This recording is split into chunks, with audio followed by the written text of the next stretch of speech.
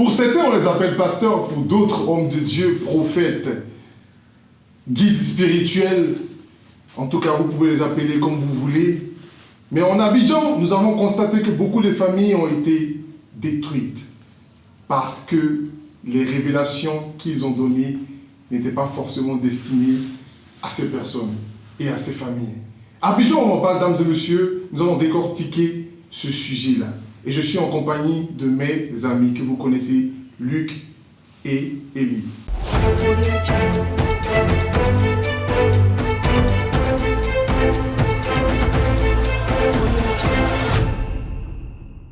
Bonsoir les gars.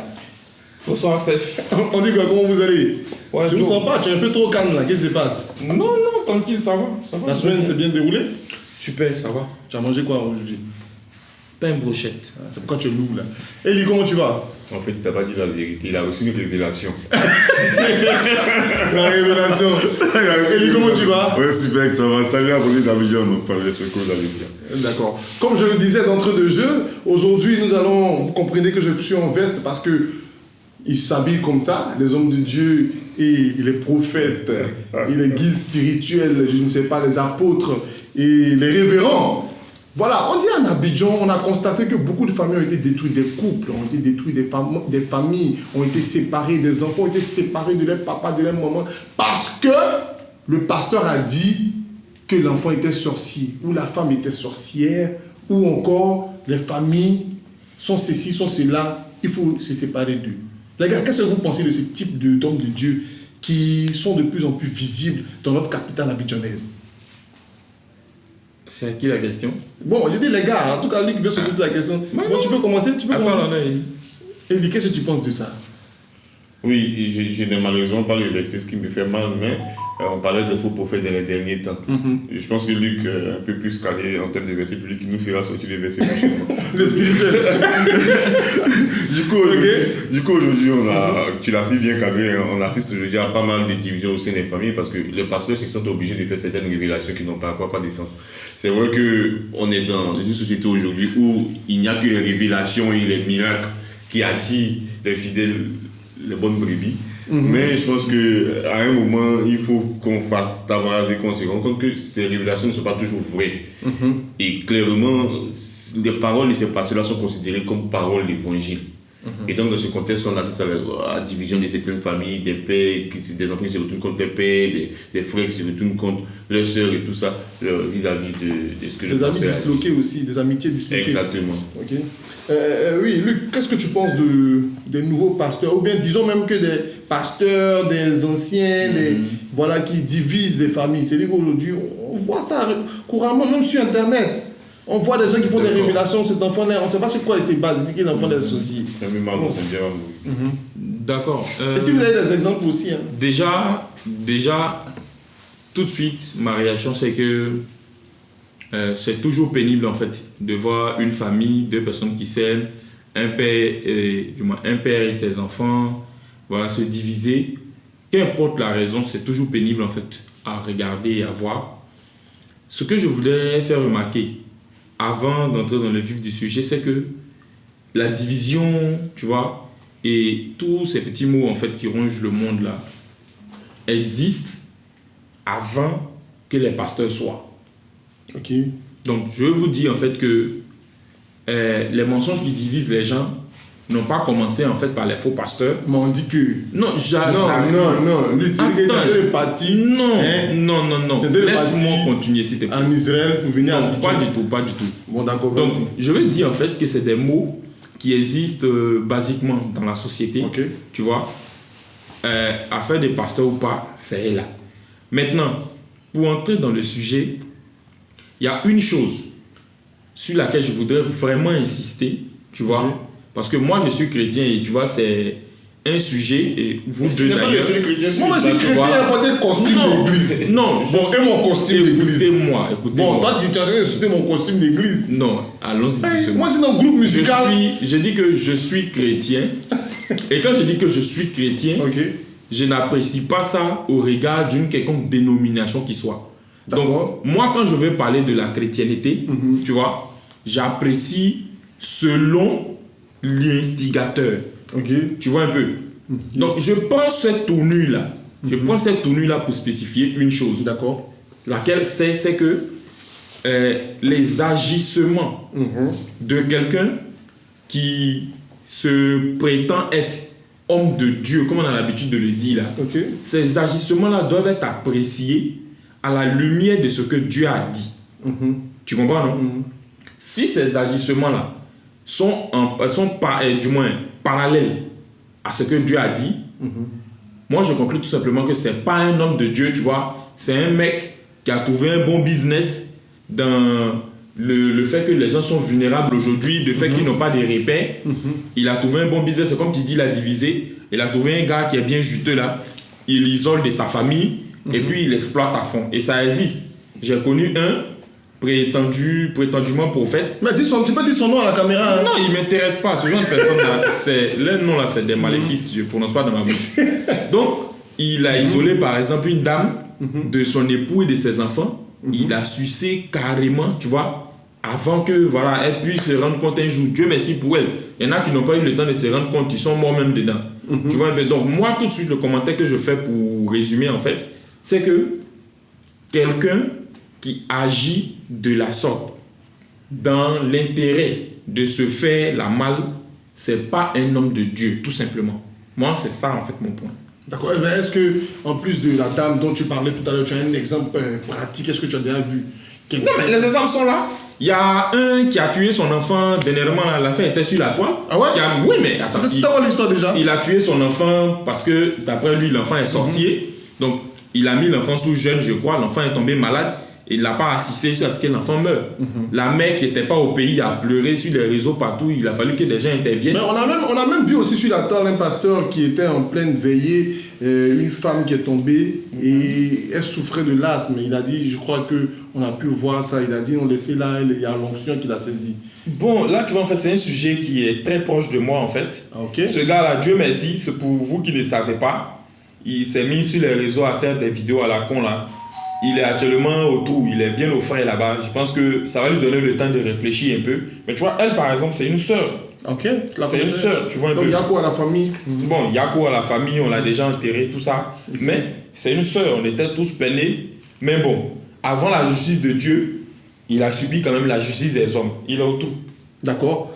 Donc, ça, c'est un exemple palpable. Eli, voilà. Qu'est-ce que tu penses aujourd'hui? Tu veux te marier avec une fille, un pasteur vient et dit que mon fils, je fais une révélation. Excusez-moi, mesdames et messieurs, que j'essaie de parler comme eux. Mon fils, je fais une révélation que ce n'est pas ta femme. Toi, tout de suite, qu'est-ce que tu fais? Alors que tu as mis toute ta confiance en lui, tu l'as considéré comme un homme de Dieu. Oui, ça existe et c'est de plus en plus courant de nos jours d'assister à ce type de révélation-là. Et bon, tu sais, comme Luc l'a dit, il y a quelque chose qu'il a fait ressortir lors de son intervention, c'est que plus on est pauvre, plus on est exposé à ces gens, de choses-là. Vous ne verrez jamais ces gens en train de... Non, regardez bien la structure de ces types d'églises. Regardez bien. Plus on est pauvre, plus on est exposé parce qu'on croit à une... Ils sont plus exposés, mais les riches aussi... Mais en fait, c'est les riches qui s'isolent. C'est les riches qui s'isolent. Ok. Tu vois, et donc, quand on parle de voici ce que Dieu a donné comme femme pour toi, voici ce que... Toujours est-il que chacun de nous, au fond de lui, a une conscience. Il sait si le pasteur duveau. Dieu, on peut lui parler nous tous. Exactement. On peut lui parler de tout. Même si le pasteur t'a dit, je n'ai pas dit de mettre en toute sa parole, mais prends la peine aussi de prier de ton côté. Même si Dieu ne va pas te parler, il va t'envoyer au moins des signes. Mais le fait de prendre la parole du pasteur trait pour trait, d'agir directement, c'est dangereux. Parce que comme on a si bien dit, là, pas mal de familles ont été divisées. Sachant que certains pasteurs considèrent en fait, bon, en griffe, on ne peut pas dire pasteur, parce que si tu es véritablement pasteur, comme Luc l'a dit, tu ne serais pas en train d'agir comme ça. Donc certaines personnes considèrent l'église aujourd'hui comme un business. Et comme ils savent que c'est tout ce qui est, je ne dirais pas fantastique, mais tout ce qui est, le mot m'échappe, tout ce qui est... Tout ce qui brille? Pas tout ce qui brille, mais tout ce qui est... Tout ce qui est attractif? Il y a un mot, bon pas fantastique, bref, tout ce qui est mysticisme. Ah, tu parlais, ok. Voilà, et tout attire du monde. Voilà, tout ce qui est attire du monde. Donc, du coup, c'est devenu maintenant un créneau sur lequel il faut se positionner pour faire son business. Malheureusement, les conséquences sont sans appel. Parfois, ça va même d'une simple séparation à la mort. Et donc, moi, honnêtement, je pense que c'est vrai que le pasteur a dit, Mais toi aussi, il faut vraiment tamiser tout ça pour faire ressortir le bon. Ok, merci pour vos différentes interventions. Chers abonnés d'Abidjan, on en parle. Vous pouvez donner vos avis en commentaire. Vous pouvez donner des explications, des témoignages. Si vous avez été victime de ce genre de pasteurs et hommes de Dieu qui vous ont divisé, qui vous ont raconté des boubas et à la fin vous vous êtes rendu compte que ce n'était pas des vrais et ils vous ont séparé de vos familles, vous pouvez le dire en commentaire. Si vous voulez aussi témoigner aussi, vous pouvez nous faire signe et puis venir témoigner aussi au prochain. Oui, tu veux dire quelque chose? Il y a surtout un moment précis dans la vie d'une famille lorsque survient un décès. Lorsque survient un décès, tout le monde est fragilisé, tout le monde est peiné. Et généralement, c'est à ce moment précis que les patients interviennent pour accuser quelqu'un. Voilà, telle personne a tué ton frère, telle personne. Et on assiste au chaos, à la dislocation de la famille. Parce que c'est un moment où tout le monde est vraiment sensible, tout le monde est vraiment susceptible, on est peiné. Et c'est en ce moment-là qu'ils choisissent de frapper. Une fois que vous êtes divisé, c'est fini. Ok. C'est vrai aussi. Et je voudrais en fait rebondir sur ce qu'Élie a dit pour dire deux choses. La première, c'est que dans toutes les familles, il y a des bonnes et des mauvaises personnes. Vous voyez? Mais c'est tout ce qui fait la famille. Donc ça, c'est la première chose. On n'a pas choisi. Voilà, on n'a pas choisi. La deuxième chose, c'est que il nous appartient, quand on pense qu'on est bon, d'aider ceux qui ne sont pas bons, ceux qui sont faibles. Donc c'est dans cette entraide-là, en fait, qu'on crée les vrais liens de famille et qu'on évolue. Mais quand on se met en tête qu'il faut se détacher des gens, comme ça, vous voyez, en fait, vous vous détachez d'eux physiquement, mais vous êtes liés par le sang, vous avez toute une histoire ensemble. Donc pensez-y, la prochaine fois qu'on vous donne des soi-disant de révélations, là, pensez-y avant de prendre des décisions. C'est ce que j'avais. Moi, j'ai un exemple. J'avais un ami qui est parti dans une église et là-bas, on lui fait une révélation pour lui dire que sa mère est sorcière. Et sur le coup, tenez-vous bien, mon ami a réagi, il dit c'est impossible. Il a dit à l'homme de Dieu c'est impossible. Et qu'est-ce que l'homme de Dieu va faire en retour? Lui-même il est possédé. Toi-même tu es possédé en fait ta délivrance. Mon ami dit mais de quoi vous parlez? Après ça, bon, il a pris sa route, il est parti. C'est pas le taureau. C'est lui qui... à sa place, tu avais fait quoi? Moi, en tout cas, il a dit que si c'était moi, il est le taureau même. Non, mais tu sais, plus sérieusement, d'abord, nous sommes en fait dans une société, tu vois, africaine, où il y a un fort ancrage en fait dans le fétichisme. Ça, c'est une chose qu'il faut faire remarquer. D'accord. Donc, tous ces gars-là, tu vois, très souvent, si tu finis par les connaître, tu vas remarquer que son papa a laissé un petit fétiche là. Il sait que s'il attache un petit drap blanc et qu'il fonctionne avec son fétiche, ils vont le traiter de tous les noms. Donc, à la place du petit drap blanc, il porte un costume. Et puis, il vient faire en fait tout ce qu'il sait faire dans le fétichisme là. Et bon, parfois, les féticheurs, c'est des menteurs. Parfois aussi... Mais souvent même, ils ne disent pas vraiment. Moi, je parle d'une église. Non, c'est ce que je dis là. Quand l'homme de Dieu même me reconnaît. Souvent, il y a un petit druide. Il dit que moi, je suis footballeur. Entends-moi même là. Même ballon, tu peux pas. Il y a un standard là où on dit on sait une option du voyage, du passeport. Tout le monde va aller en Bengue. Tout le monde va aller en Bengue. La probabilité pour qu'au moins il y a 5 qui veulent partir. Toutes les femmes aspirent au mariage.